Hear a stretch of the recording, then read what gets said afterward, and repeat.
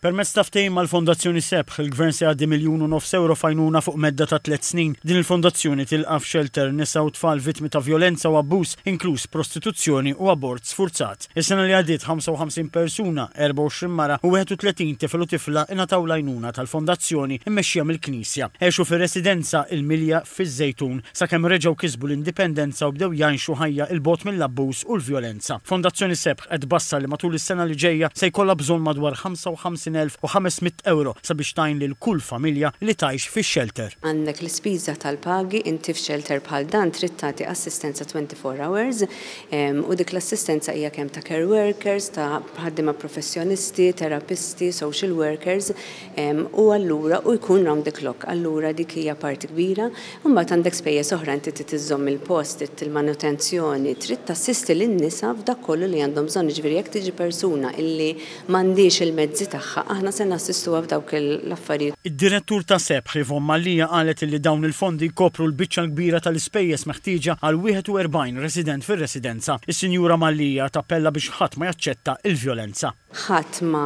għandu jibqa' jgħix f'sitwazzjoni ta' abbuż, l-għajnuna teżisti mhuwiex proċess faċli, però tajjeb illi persuna illi għaddejja minn xi tip ta' abbuż titkellem u titlob l-għajnuna. Il-Ministru għall-Politika Soċjali u Drittijiet tat-Tfal Michael Falzon qal li din hija ħidma ta' bżonn għas-soċjetà kollha u qal li l-flus bħal dawn huma investiment u mhux nefqa. Il-Vigarju Episkopali għad-Djakonija Monsinjur Martin Mikallef qal li f'din is-sena li matula l-Knisja qed tiċċelebra l-Ġublew tat-Tama, is-servizzi li toffri il-Milja huwa mod konkret ta' kif il-Knisja f'Malta tista' tkompli twettaq l-impenn tagħha biex tnissel it-tama f'dawk il-persuni li jsibu ruhom f'sitwazzjonijiet vulnerabbli. Preżenti għall-iffirmar ta' dan il-ftehim kien hemm il-kap eżekuttiv ta' l-FSWS Alfred Grixti.